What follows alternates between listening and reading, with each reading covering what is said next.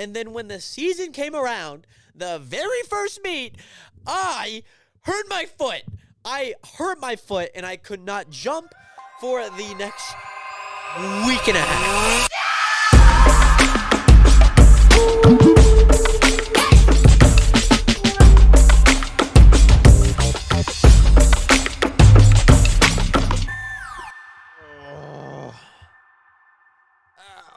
Okay.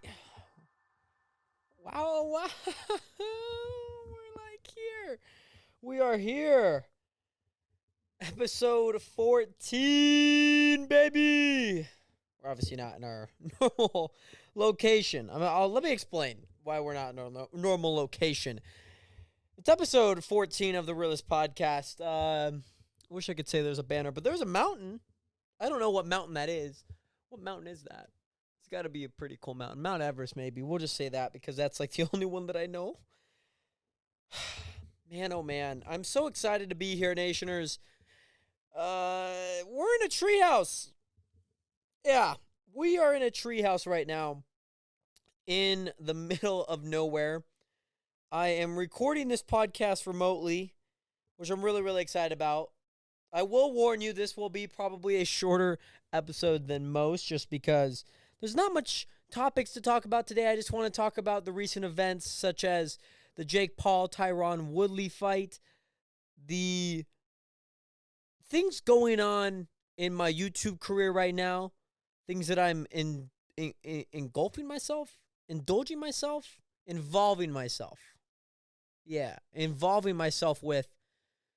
Why am I in a treehouse? Which is kind of tagged along about the engulfing, indulging, involving part.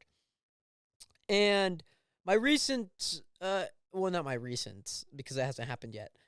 My upcoming Spartan Race. I'm so excited just to be here, just to actually sit down here on, I guess, maybe the new set of the Realest Podcast. Yeah. Okay, that's a lie. I'm only here for a day. I'm only here for a night. It is currently 7:58. I would be finishing my DoorDash shift right now, but I DoorDashed yesterday because I knew I would be here today. Here in the middle of nowhere, this Airbnb. If you guys have been following my main channel for a while, you would know about my summer bucket list. And on my summer bucket list was to Airbnb somewhere. So that's what I'm doing. I'm Airbnb-ing at this really dope treehouse. Like, everything is, like, made out of wood. Like, this is wood. Even this corner piece is wood. I sleep up there. You guys can kind of see it on the video right now. But also, thank you guys so much for watching, listening, subscribing on any platform that you guys are watching this on. I really do appreciate it. It really does mean a lot to me, having your guys' support. And I'm really, really excited for the future, and we'll get into that a little bit here in a few moments. But I want to just talk about and explain why I'm in a treehouse, because I feel like that's the most important, pertinent conversation to have right now, because I want to complete the summer bucket list as much as I can. I know that I'm not going to be able to complete at least a few items, such as like indoor skydiving, some of the stuff in Seattle, I don't know if I can do. I was planning on doing it after my Spartan race, but it doesn't look like I can. So it kind of breaks my heart. I wish I could do it after this, but I also can't. I just have other things that I need to do that kind of got in the way, if that makes sense. But it's not a bad thing. I'm sure we'll be able to do stuff like that in the future. You know, we did the bungee jumping, we did the zip lining. Those are like things crossing my bucket list. Surprisingly enough, the bungee jump wasn't even on the bucket list. I just did that. I just wanted to do that. I thought it was cool. So I did that. We did the zip lining trip. I didn't make it into a video because it wasn't really fit for a video. It was more fit for like an Instagram like video. It was more fit for something like that. And a few TikToks here and there. If anything, Nationers, you guys should go follow me on my Instagram and my TikTok at I'm the Real Jared, because you guys will get kind of a little bit of those videos that don't really make the cut as a full YouTube video. This Airbnb one will be a YouTube video. I will inform you on that, which if anything is good, because I can kind of make a whole thing about this, and you'll kind of understand if you go check out the video, which is live right now, like I said, on my main channel, The Real Jared. I'll leave a link in the description, and you'll understand why I'm doing a podcast, because there's really not much to do here in the treehouse, right? There's really not much to do. So I figured it would be best. Let's record episode 14 here in the treehouse. Mind you, I do want to let you guys know this is pre-recorded. I mean, all the podcasts are, I guess, pre-recorded. But this is actually before episode 13. Episode 13, we're going to have a guest.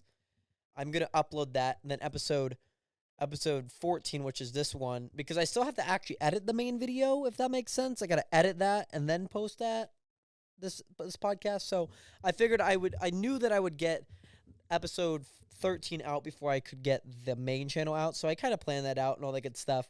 Like I said, we're going to dive deep into my dedication towards YouTube. You know, that's a big thing to talk about today, but most importantly, I want to talk about the recent boxing match that had gone on between Jake Paul and Tyron Woodley. I'm just going to give you just kind of my thoughts on the event, my thoughts on the results, not even undercard, just the other fighters and the other fights on the card, and just kind of like what's next for the state of boxing. As I've said before, I'm a big fan of Colin and Samir. I love their videos, their kind of breakdowns of certain topics. And the topic that they had uploaded was how Jake Paul saved boxing. I watched it after the fight, and it made sense. You know, they run down the timeline of this YouTube boxing, which kind of became celebrity boxing. And they've talked about it before on their channel. And I thought it was really, really intriguing, you know, that they kind of like named Jake Paul as the savior, which I guess kind of makes sense, you know, with the recent fight that just happened and all the other things that he's done. Besides his brother, who obviously fought like one of the greatest boxers of all time in Floyd Mayweather. I'm going to sit up because I feel like it's a little bit more proper. I was really getting comfy. I might have fallen asleep on the podcast. But beyond that, you know, obviously there's been big boxing matches, you know, with the KSI Logan Paul 1 and 2, and even Jake Paul fighting some pretty, you know, pretty solid athletes in their own right. You know, boxing in itself is not something you just pick up and are a master at. It's not like running, you know. It's not like checkers, you know. Like, there's certain things that you kind of just like understand that you're not going to be a master at right away.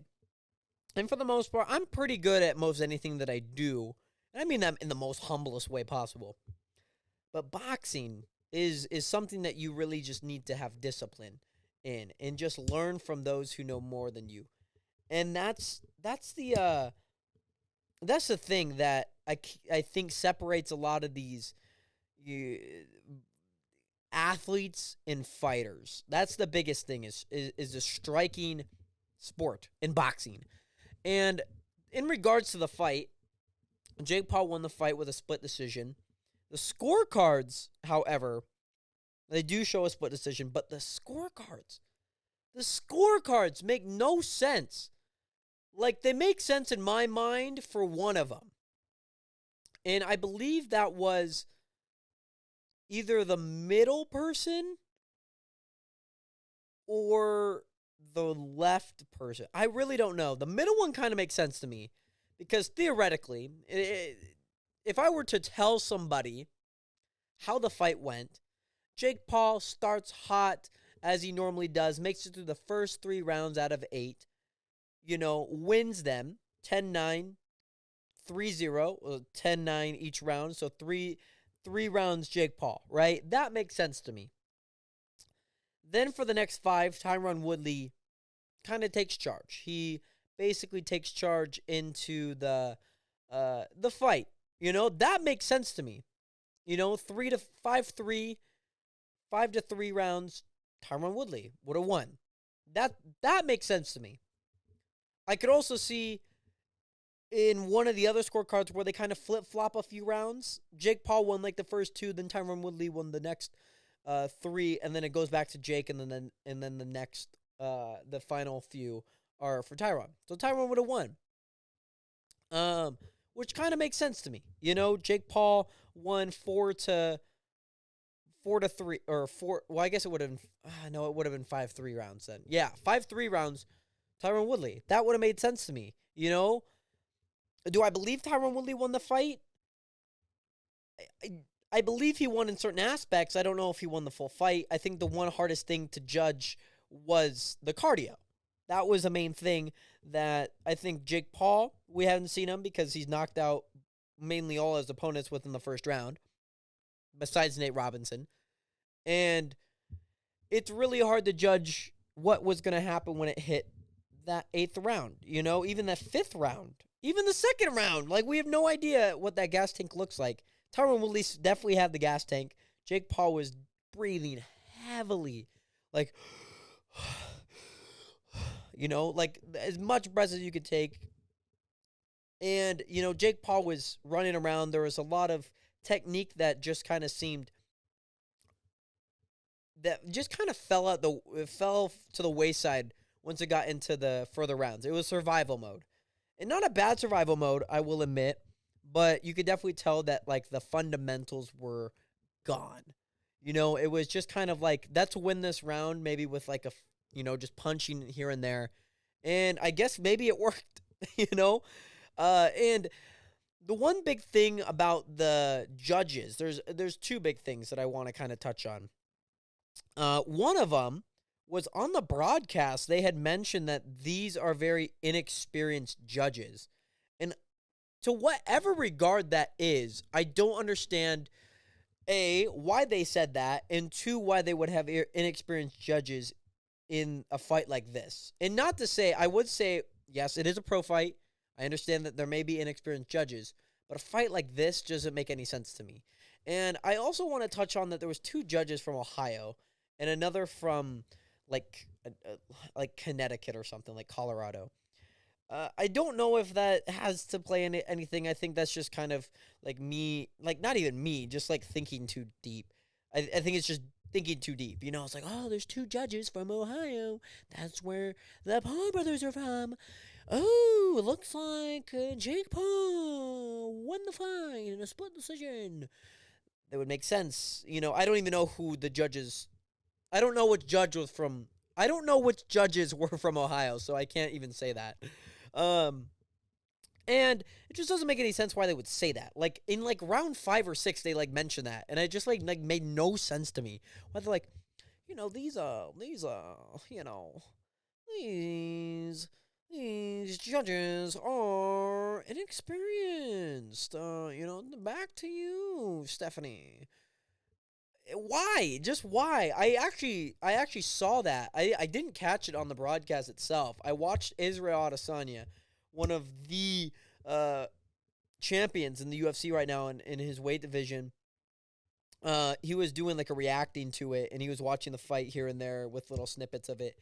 And he had caught on to it, and I was like, oh, that's really interesting. So I guess kind of what I was saying was latched off from him, because he had noticed it and mentioned it in his video. So that to me just makes no sense why there would be A, inexperienced judges, and 2, why they would even mention it. Well, that's a part of me. That's not my thing. So yeah, my overall thoughts of the fight, I think it was great. I think the entire card was well. Obviously, there was a lot of people, a lot of money dished out to the fighters in their paychecks, and it's a perfect formula. Fighting is a perfect formula.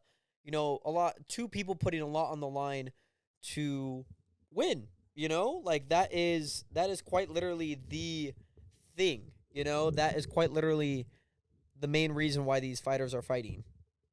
You know, they're putting their dignity, they're putting their pride on the line to go fight, especially Jake Paul. Everyone wants to see him lose. Like, quite literally, most people want to see him lose. And that's what made Floyd Mayweather one of the greatest fighters of all time. The most polarizing fighter of all time. Yeah, he's great. Regardless of 50-0, he could be 10-0 and people still want to see him lose. It only grew exponentially as he kept fighting and kept winning. And that, to me, As long as Jake Paul keeps winning, he's making bank. He will keep making bank. He will keep selling out crowds. He will keep taking up text in your headlines. He will keep doing that as long as he keeps winning. That's not a scary thought, surprisingly enough. You know, I've been watching Jake Paul ever since 2016 and Logan Paul kind of in 2019 post Japan. But I've been watching the Sidemen ever since they kind of started, and it's kind of appalling to me. It really is how long I've been watching these people and watching them grow. And I put out a recent TikTok, Instagram, like saying, I have a big dream to hit 100,000 subscribers on YouTube by the end of the year. My name is Jared Hathaway, and I'm a YouTuber. You may not know my name yet, but one day you will. That to me, though it's in this kind of like throwback, hey, check out my channel type thing, it really means a lot to me, and I don't know if it really means a lot to anybody else because they're not me. But if you had watched that video, it's like, if you were to deconstruct it, it's like, why do you put that in there? And I then follow it up as like, I've been doing YouTube for 7 years, and I began because of Vanoss Gaming and Casey Neistat, and now I want to make a name for myself. And that's the biggest thing for me, is I want to make a name for myself in this field of content. I want to make a name for myself in this field of YouTube and streaming, in anything that I do, in Spartan Racing. I want to become the biggest entertainer, the biggest content creator on this platform. You know, like that's what I want to do, and I'm willing to do that solo. That's what I've been doing for the past 7 years, is do this solo, is to do everything in a way that's authentic to me, in a way that's authentic to myself. And surprisingly enough, I just thought that, you know, I've been actually watching Jake and Logan since Vine days in like 2014, 2013, crazily enough. And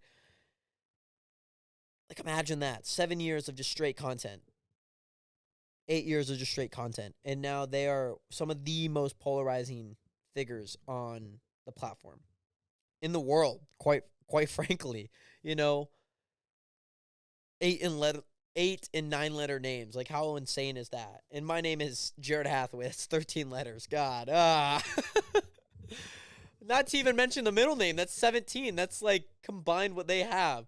So beyond that, like, in reality, I'm not there yet, but one day I will be. You know, 100K by the end of the year, Nationers. Like, can we hit that? We really can. With your guys' support, we could definitely do that. I'm going to continue to put out amazing content like the Treehouse video that you should check out after this, because quite literally, I just want to change the world. I really, really do. And I spent a lot of time learning. I spent a lot of time failing. You know, I've done so many different things that are so unsustainable. And I feel like now I've finally really hit my groove and finally hit the content that I really want to push out and actually complete and do. And that kind of brings me into my next point, is my dedication towards YouTube and my dedication towards this. Like I said, if you have been watching the channel for a while, you would know about a few videos in that same timeline of the summer bucket list, you know, of me kind of stepping away from the sport of track, stepping away from my education to really engulf myself, involve, I don't know which word is proper there, but really involve what word works there? I just really, I dove off the deep end. I dove off the deep end in a way that not many people saw coming. You know, the video of me, the video of me, surprisingly enough, making the decision to not go to school, more importantly, not continue a track, because it took a lot of time out of me. It took a lot of time out of what I really truly wanted to do. You know, track's going to take me so far. And that's the one thing that really was a deciding factor for me, is I knew track could only take me so far. I really love track, and I'm pretty sure there's a lot of people out there who are listening to this who really love what they do. And for me, when I was kind of coming up with that decision and kind of coming up with, like, what do I do? What do I do? Like, it makes no sense for me to just, like, leave everything that I've so graciously worked for in a track career behind to go do something that you have found little success in. You know, like, how insane is that to think about? I was a state champ. Am I the state YouTuber? Like, how does that work? Who decides that? There's, like, no accolade. Like, oh yeah, you hit 1,000 subscribers. Congratulations. Like, what? Like, there's no, like, meritable, like, thing other than maybe, like, a streamy that could really be like, oh, you won state, congratulations. Behind, you know, like not many people do that, if any, you know, like, a lot of people leave their education. That makes sense. But I had so much going for me. I was working my tail off every day just to compete. And then when the season came around, the very first meet, I hurt my foot. And I could not jump for the next week and a half. And by the time I got ready to go jump again, I hurt my hamstring. I compete 5 jumps and long jump. 5 jumps and long jump. Just 5. I make it a finals too. My 5th jump. My hamstring. How dare it? Strained. Oh my God. It's strained. I strained my hamstring. I strained my hamstring, was out for the next week, came back the following week, jumped on kind of it was all right. It was like 90%, 85%. It was still jumpable. Not great. It was an awful meet for me. It was in the pouring rain, and it was only me and this other athlete who I was considering becoming teammates with. And oh my gosh. It was pouring down rain, and it was us two, so we just need a legal jump to make it a finals, right? A legal jump to make it in the finals, and we both get one. And by the time we get the finals, he was done, and I'm like, oh no, like, why? I got to go so fast. There's no other athletes to go in front of me to jump. So it was literally just like 3 jumps, like boom, boom, boom. And that didn't, I don't know. I mean, I felt good the day of. I didn't really feel too good the day after. So I come back, the Wednesday hits, and my hamstring just says, you know what, you've had enough. You know, you just recover from the hamstring injury. Wait, was it that next Wednesday? Like, wait, I gotta run back through this timeline. So I jump, and then we have the next meet. Low key it was.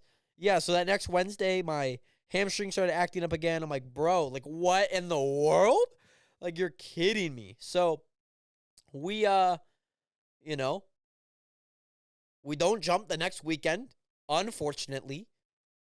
And we have our last meet the next Wednesday, the following Wednesday. So like a week before my final meet of my collegiate career, I have a reoccurring hamstring injury, take the meet off, and then come back and jump both long and did I do long and triple? I think I did. No, I didn't do long at all like this season. I just did triple, and I did really well at it. You know, I did well. There was 4 athletes. All of them I knew. One was my teammate, another that I was going to become a teammate with, and then Bobby Say. So, yeah. I was like, oh, my hamstring, coach. And she's like, how about we put you on the bike? And I'm like, no, I'm not going on that bike. I will not go on that bike ever again. That's what caused my knee injury. My, like, knee injury that I've had for, like, the past, like, 4 years. And I'm just like, no, you do not put me on that bike. I am saying no. I'm like, coach, I will literally just do abs, and I'll just do core. I know exactly what's going to happen. We're going to rest. We're not going to do anything tomorrow. We're not going to do anything Wednesday. We're not going to compete Saturday. And you know what? We're going to come back this next week, and we're going to be fine. Okay? I am not going on that bike. And I'm like, no. And she's like, she's like, okay, why not? I don't want to go on the bike. I'm like, I had to lay my foot down and be like, I will not go on that bike, because that's what caused my knee injury. And then I couldn't really jump. And I think there might have been like a week or two that I just kind of missed in there because I couldn't physically jump because of my knee. So yeah, that was a ton of fun. And surprisingly enough, I ended the season off well, and we did well. We had fun. Okay. Pillow, what are you doing, dog? Like, what's going on? Let's just, like, get comfy here. Let's get real comfy, real nice and comfy, So, yeah, that's how that went. And like I said, my dedication towards YouTube, like, I was all in on this track thing. I still was. I still went to one college, was in talks with, like, a few other colleges in, like, the Midwest, in the area, the PNW, and I eventually just kind of, I didn't want to shoot myself in the foot, most importantly. So I was still in talks, I was supposed to fly down to Boise, missed my flight. What a terrible memory. I have that video, too, of me just crying, of just like, fuck, like, how did I miss my flight? I slept in too late, and I got there like 30 minutes before the plane took off. Like, bro, I've learned my lesson now. It always takes like a rookie mistake to kind of learn your lesson when it comes to flying. So I learned my lesson. Okay, I learned my lesson to not show up 30 minutes before your flight takes off, because dumbass me had to go up to the receptionist to check in. She's like, that flight's actually full now because you didn't show up. We could reschedule you. And I'm like, I didn't bring my laptop, but okay, you know what? And I'm like, oh crap, I gotta go. Excuse me, I gotta go make a phone call real quick. You may never see me again. But that was really, really tough. And they're like, oh, what is it? They're like, well, if you're not going, like, call these people and try and get your flight refunded. And I'm like, no. I'm like, I called, and it's like, how may we assist you? Click 1, 2, click 2, 2, and click 5. I'm like, bro, this does not give me anything that I need. And I'm like, okay, reservations, blah, blah, blah. Just like my strangers control my life for 24 hours. Like, how may I help you? And I'm like, oh, crap, I didn't expect anybody to answer.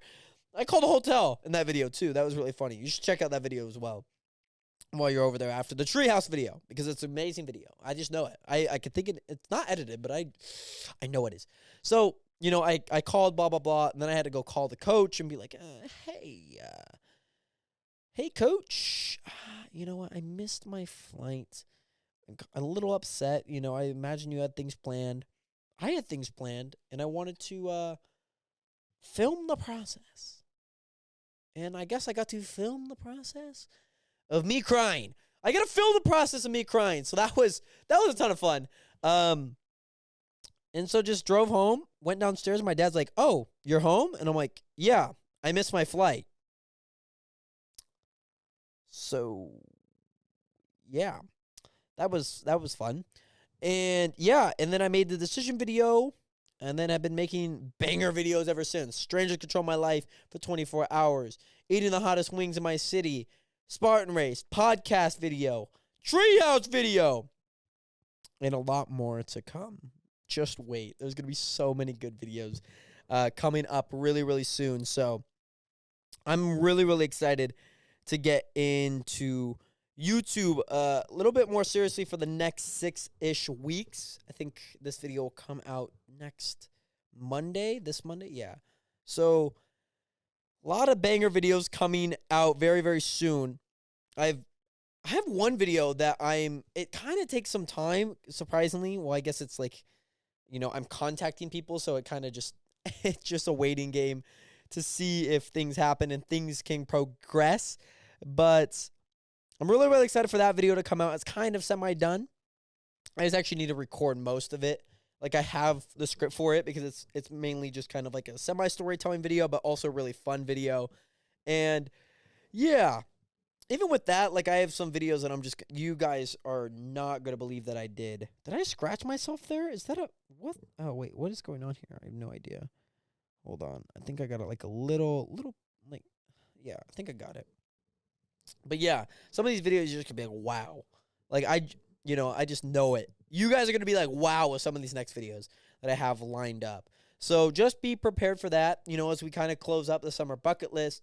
I'll probably go a little bit over with some of the ideas because some of the ideas are like generally really, really good. So we're going to try and do that. Fill out like a whole bunch of great content. A video per week, Nationers. One video for the next 6 weeks starting today. This is video one of 6 for the next 6 weeks.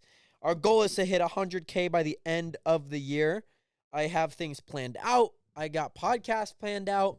It's going to be a banger of a time. And I'm really, really excited to get into it. Like, quite frankly, like, I'm really, really excited to get into it and just fully involve. I don't know the word. Involve myself and connect myself with something bigger than me. And that is Creator Now. I'm a part of Creator Now, which is kind of like a program, a mentorship course for aspiring YouTubers like me, The Real Jared. Hey, peace.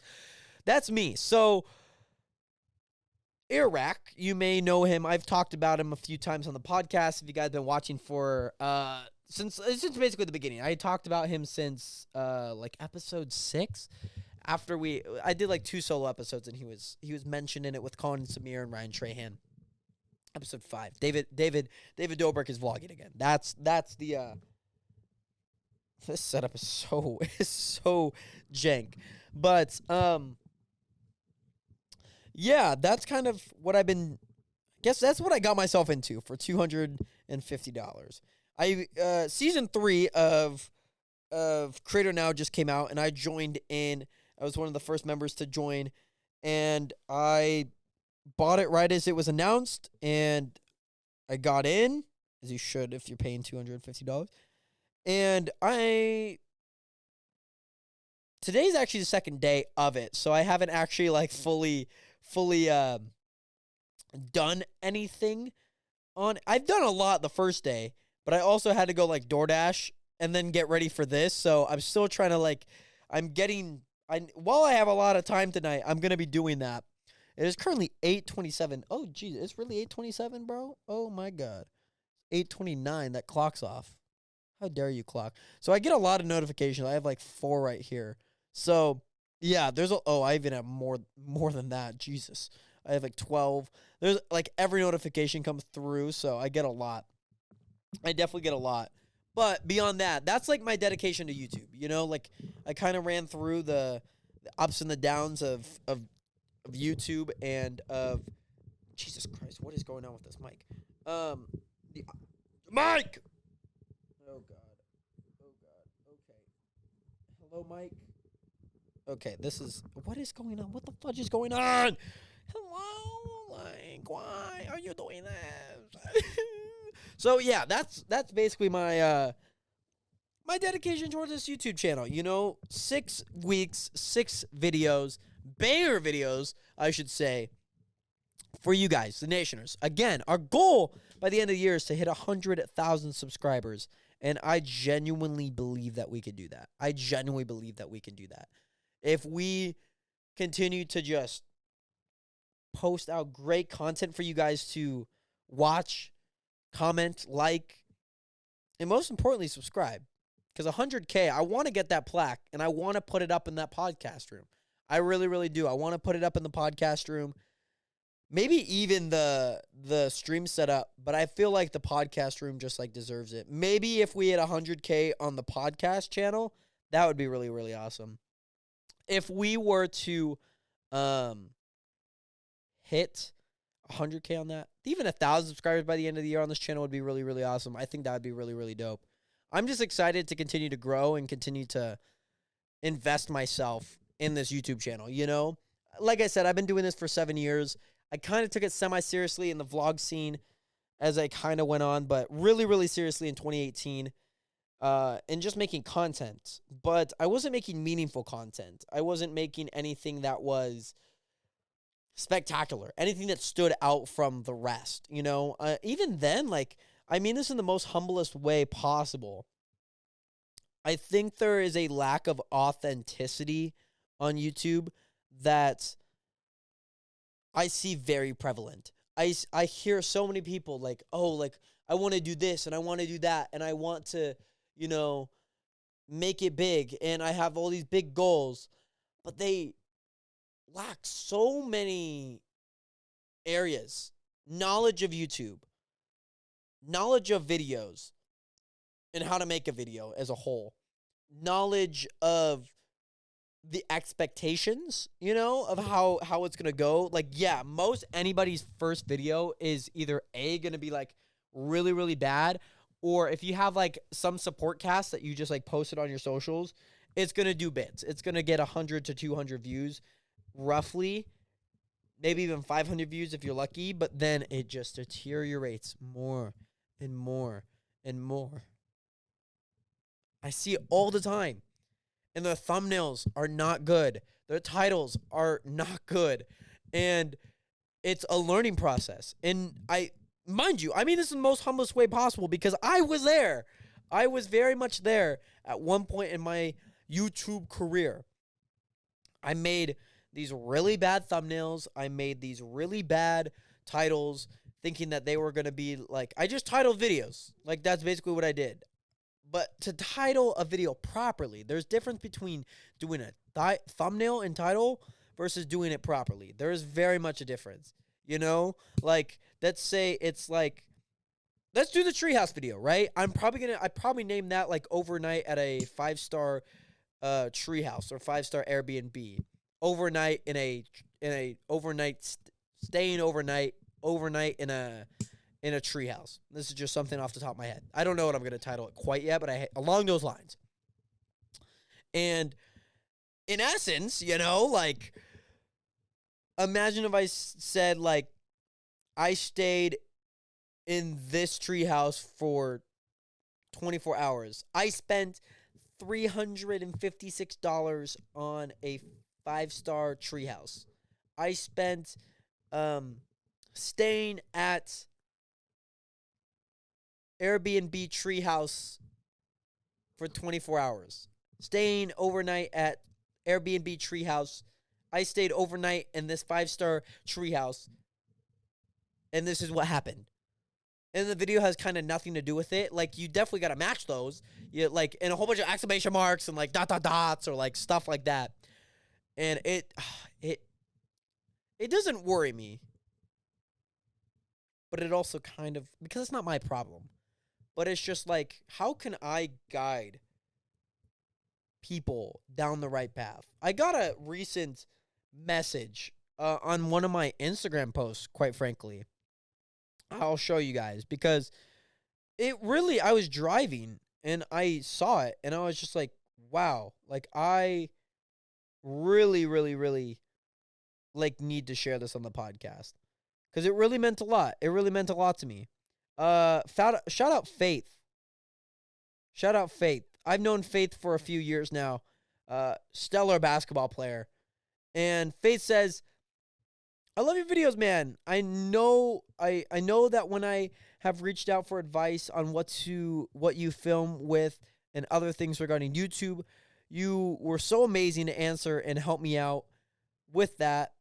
I have went from 10 subscribers to around 627 as a 12-year-old youth just trying to make my dreams a reality. You have inspired me countless times. Keep on grinding, and I enjoy the content, my friend. Like, how can I use my knowledge to impact people like Faith? To impact people who want to follow their dreams. And in essence, that's why I started a podcast, to share my thoughts. And probably people are going to be like, a podcast, huh? You're going to, like, invite guests, talk about, like, basketball, talk about, like, perseverance, talk about, like, confidence, talk about your tragic homecoming date story. Like, is that what you're going to talk about? Okay, cool. But, like, this other podcast is, like, doing all this. Like, you should talk about, like, RC cars. Like, I really find that interesting. You know that Logan Paul guy, call her daddy, Joe Rogan. Are you going to be like Joe Rogan? I'm Jared Hathaway. That's me. Jared Hathaway.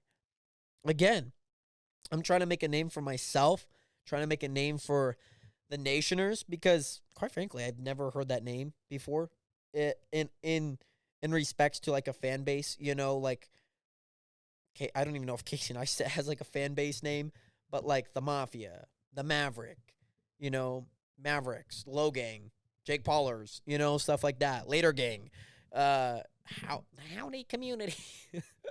There's always, like, fan bases out there, but, like, I've yet to hear Nationers. Like, being a Nationer is being confident in the things that you want to do. That's the most important thing. The most important thing is to be confident in the things that you do. And that's what really drove me to, like, build a podcast and build a set. Mind you, if this is your first episode, this is not the normal podcast setup. So feel free to watch any more videos, because the setup's actually quite great. And just to see, like, the photos on there and to see the big banner with the Realest Podcast on it, it really just, like, warms my heart that it's, like, there. And it's like, it felt real when I put that sign up. I was just like, damn. Like, wow. Like, we are here at the Realest Podcast. And I just looked at it, I'm just like, wow. I can't believe that. I literally could not believe that. That we were, like, there. Like, in the moment. I was in the moment because I was there. But, like, even like Julia said, like, living life one moment at a time. And even for, like, the past, like, 2 months, even my entire life, it's all about, like, okay, hold on. It's just, what is going on with all the cables here? God dang it. Cable management. PewDiePie would be really mad with me. I'm sorry, PewDiePie. But, just, like, putting an effort towards something like this wasn't easy. You got to promote yourself. You got to do things that are out of your comfort zone. And not to say that this is out of my comfort zone, but I understand for a lot of these guests, it is very much out of their comfort zone. It just is, like, I have no idea. I don't even know if they have any idea, like, how nerve-wracking it can be to be on camera for the first time and, like, say something that's like, oh my gosh, like, you what? Like, oh my gosh, Stephanie, like, how, oh my God.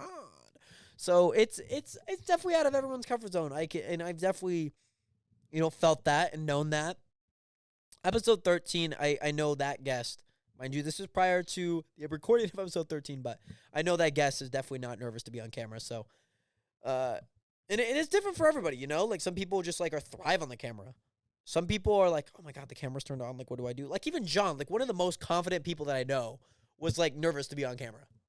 And we didn't even end up using the video because it was too laggy. And it was just like, I cannot post this as my first podcast.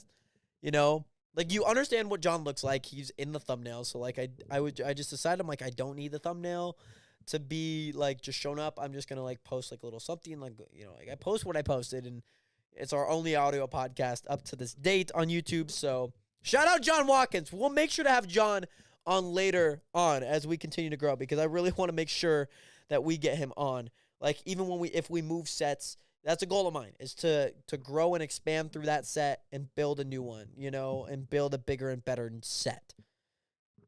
That's, like, the goal. That is the goal. So I'm excited for just the endeavors that that YouTube has to offer, but it's all about putting in work. I think the one thing that I wanted to get back into when people are talking about, oh, I have this goal that I really want to hit, but I just haven't, I don't know what to do, and what I've been doing just isn't working, and I just,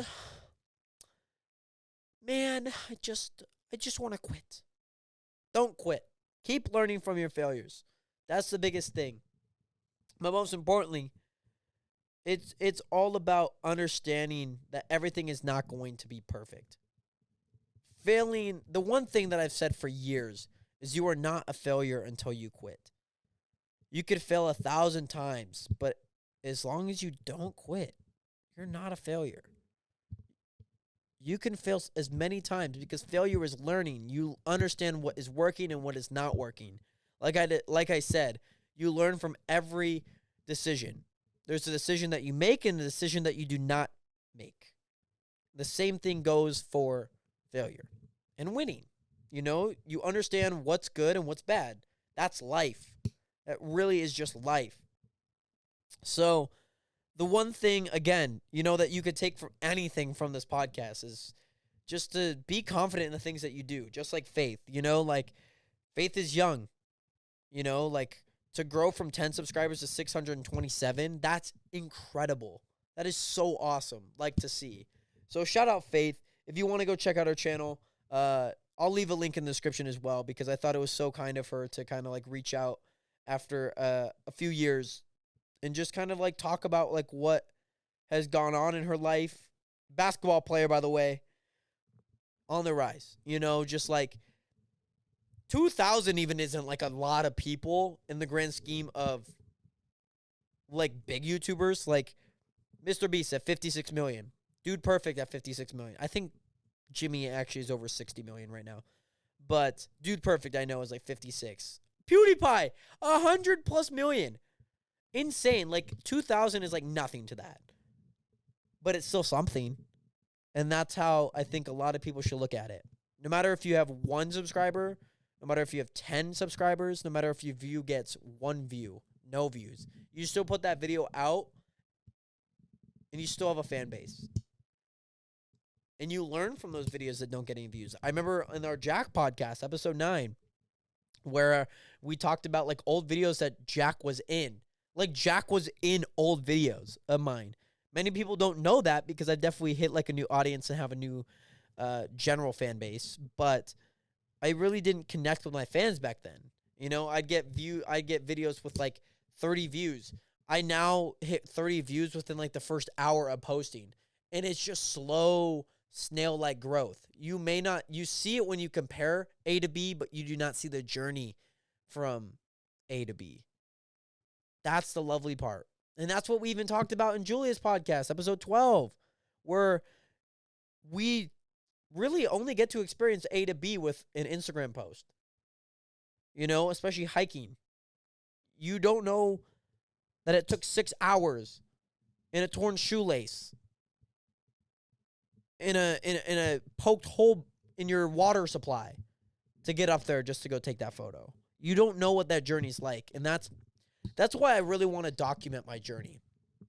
Because I only get this opportunity once, to live my life the way that I want to.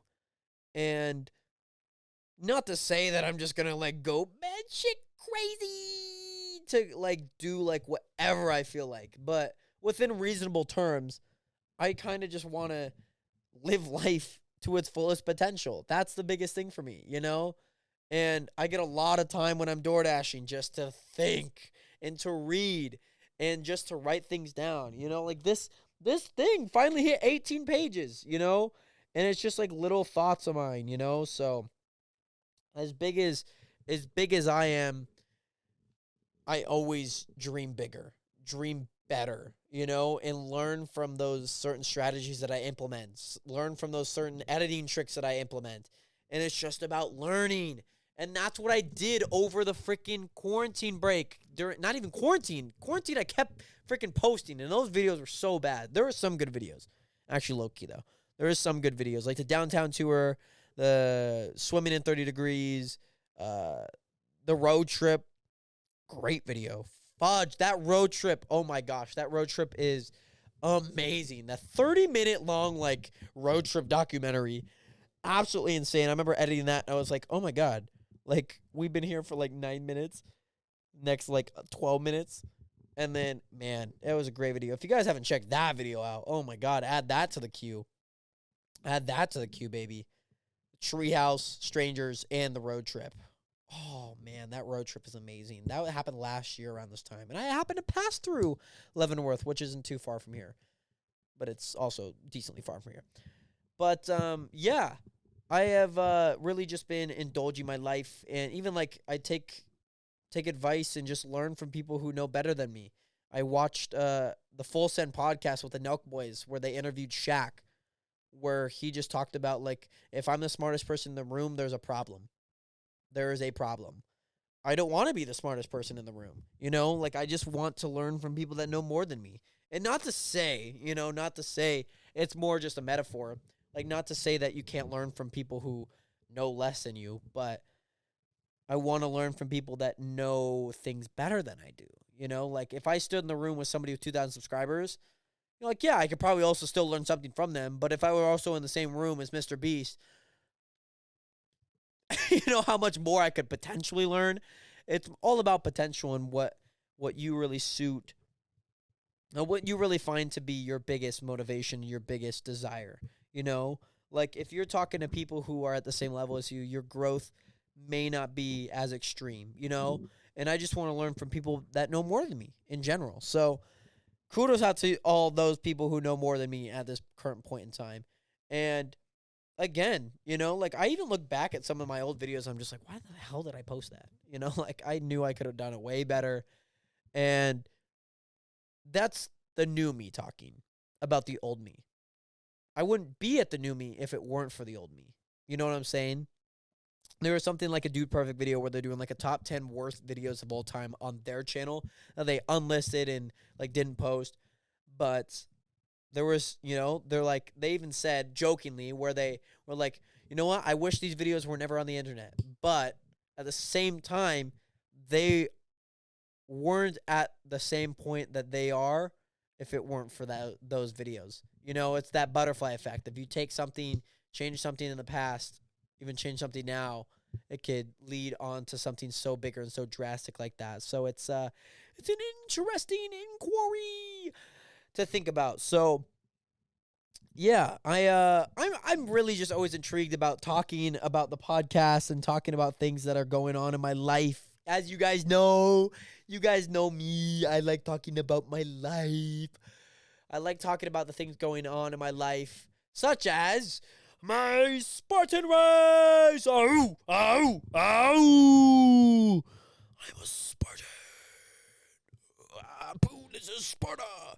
Yeah, that's like exciting, you know? I got to compete in my first ever Spartan Race. I didn't even get to like share like what happened in my Spartan Race because right as we got back from that, we recorded the Kid Judo episode 11, and then we recorded episode 12 with Julia. And I never had an episode in between there to kind of like touch on what went on. So I guess episode 14, this is prior to my race. My race is on the 12th of September. So make sure to follow me on Instagram again at I'm the Real Jared, because I'm going to be posting some Instagram photos and Instagram stories so you guys can kind of come to the race with me. And I'll be posting a TikTok vlog of the race as well. So yeah, that's kind of something exciting to look forward to. September 12th. Shirtless Jared. Rip Jared. Somebody's winning that race. I'm joking because like I mean it, like 10-ounce glove. 10-ounce gloves. No headgear. Somebody's getting knocked out. That's me trying to say Shirtless Jared. Rip Jared. Somebody's winning that race. Because somebody's going to win the race regardless.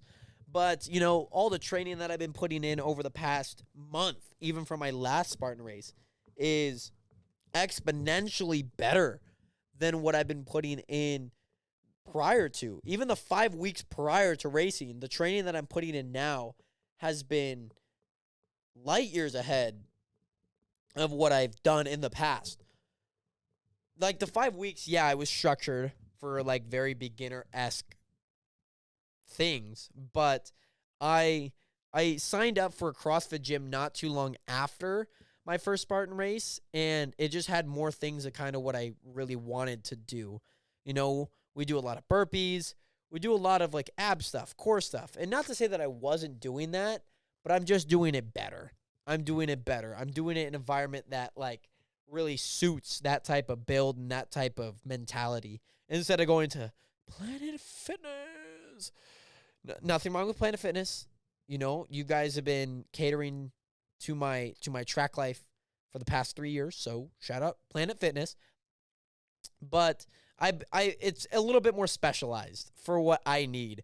Carrying the sandbag was dreaded without training for it. Doing the plate drag was dreaded without training for it. The Atlas ball was dreaded without training for it. Like, you just really can't train for it. So, like, by the time I got through the first 3 obstacles, the 4-foot wall, the rolling mud, the 6-foot wall, the Atlas ball came up, oh my God, legs dead immediately as I picked it up. Have to carry it 40 feet, 20 there, 20 back, go run a bit more, do the plate drag, which is like another 20 feet of dragging, another 20 feet of pulling, which killed my legs even more. Go up this uphill, oh my God, terrible, man. I did not like that. And then we go through the bucket carry, which also I did not train for, but luckily it was relatively light, so I just kept pushing. My legs are already dead, so then we go from there, from the bucket carry to the inverted wall, which I really, really enjoyed. Really, really easy. Upper body, I really trained heavily because I knew it was my weakness. I knew it was very much my weakness, right? So I trained for it. My arms are bigger than they have ever been. My back is more ripped than it's ever been. I'm just like, damn. So that's been really fun. And then when we went to the inverted wall, which is kind of like a fence, but like slanted, and you're like facing the backside of it. So like you're climbing backwards up. Yeah, it's really weird to think about. But regardless, that's what I did. And then we go over to the spear. No, we go from the bucket carry to the spear throw, which I failed. So I did my 30 burpees, not too bad, because it kind of gave me a rest. Then we go into the inverted wall, and then we go into the vertical cargo net. Yeah, that seems about right, because then there should be 4 obstacles: the rope climb, the monkey bars, the barbed wire, and the helix by the time we hit the sandbag. Yeah. Barbed wire was really fun. It was just really slow. Couldn't move super fast. Rope climb, I messed up, but I still completed it. I missed the J hook on my feet. Then helix was super easy. Monkey bar super easy. Just kind of like agile. Just kind of get across. Really easy. Sandbag, straight uphill. 2 hills. Straight up. With a 60-pound, 70-pound bag on your head. And boy, does your neck hurt, your legs hurt, everything hurts after all the obstacles that you've been through already. And you got to climb straight uphill. So I did that. That took me my longest, like 3-4 minutes. I could have easily got under 45 if it weren't for that dreaded sandbag carry. And then we climb up another hill without the sandbag. After we complete that, we climb up another hill, head up to the multi-rig, which is just a whole bunch of rings. Easy. Then we climb then we go to the Z-wall, descend back to the final 3 obstacles. I think there's an obstacle missing in that first section there that I missed. And then we go down and we then complete the dunk tank. Easy. Dunk tank was pretty easy. Then we move into the dunk tank, slip wall, Hercules hoist. Hercules hoist was a bitch. I did not like that. Because it got slippery at the very end. Like, mind you, it was a little hard, but I get slippery at the very end on my hands. And oh my gosh, I could not grip at all. And so I almost dropped it. And that was a no-no. You got to go do burpees. So I was like geeking the frick out. Completed it. And then we go into the A-frame, which is just climbing up one side, incline, down the other. So it looks like the A. It looks like an A. I'm going to see if I can log into my Spartan because I feel like I missed an obstacle that was like semi-important. Not that important because I forgot it for a reason. But regardless, this next one is in Snohomish. So I'm really looking forward to that. And yeah, I'm just excited. You know, like I've definitely put in the work, definitely put in more work than I ever have to become a better Spartan, become a better athlete. And like I said in my video, it's just like there was a gap that I wanted to fill. And I enjoyed the process of the very first Spartan race ever. And now we're going into my next one, right? I came 48th overall with a time of 46:04. And I'm really happy with that. You know, like my goal was under an hour and failing no obstacles. Mind you, I did fail one obstacle, but it's not bad. Like I really, really enjoyed the process of basically all of it, to be honest. Yeah, so 4-foot wall, rolling mud, 6-foot atlas, plate drag, bucket carry, spear throw, inverted wall, vertical cargo net, rope climb. Yeah, I had an order. Monkey bars, barbed wire, helix, sandbag carry, multi-rig, Z-wall, dunk tank. Oh, I had them all. Slip wall, Hercules hoist, A-frame. 1, 2. Well, that's 20 obstacles. Oh, wow. Yeah, okay. Yeah, maybe I just had my numbers off. Yeah, no, I had all of them in order. Yeah. My favorites. Well, I'll tell you my favorites, and I'll tell you my 3 dreaded ones, okay? My favorites were both the walls. I kind of combined those. The walls were super duper easy. I really also liked the inverted wall. That was really fun. Monkey bars and helix were really fun. Multi-rig, any of the swinging things were really easy. Z-wall was easy. But, yeah. Sandbag carry, least favorite, followed by rope climb wasn't bad, but I didn't do it. Actually, I'm going to put the dreaded Hercules hoist at second to last, first to last, second to last. Yeah, first to last. And then rope climb, only because maybe that or plate drag. I didn't like either of them. It sucked. It sucked doing that. So, you know what? We get better. And like I said, your weaknesses become your biggest fear for your competition. That's the biggest thing. We've been doing this for an hour. Let's go. Really, really excited just to kind of share more about that post-race. You know, like I said, I am a Spartan. Let me explain. I'll be able to explain after September 12th. So, again, make sure to go follow me on my Instagram at I'm The Real Jared and my TikTok at I'm The Real Jared, Jared. And I'll leave a link for those in the comment section of this video as well as the description as well. I got to put a lot of stuff in the description. God damn it. I got to make a mental note. Beyond that, Nation, I appreciate you guys. Thank you guys so much for watching episode 14. Let's go. I'm super duper excited. Ironically enough, I haven't even recorded episode 13, so we're just ahead of the game. We're light years ahead, like I said. We're thinking ahead. We're just like, you know what? 13, bad in some cultures. We're just gonna skip it. It was the day that me and my ex-girlfriend got together. The 13th of March. Because she wanted to. No, it's okay. We're chilling. That was like 3 years ago, so 2 years ago. 2.5 years ago. So suck it. Beyond that, you know, we're growing. Remember to hit that like button and subscribe. We'll see. Well, not will. There's nobody here. I'm all alone. All alone, Nationers. I'm all alone in a tree house. All by myself in the middle of the woods. It's dark outside. Yeah, anyways, we'll see you guys later. Have a great one. Remember to check out more podcast episodes. Remember to live and love and love, and I'll see you guys later. Have a good one. Peace. Peace.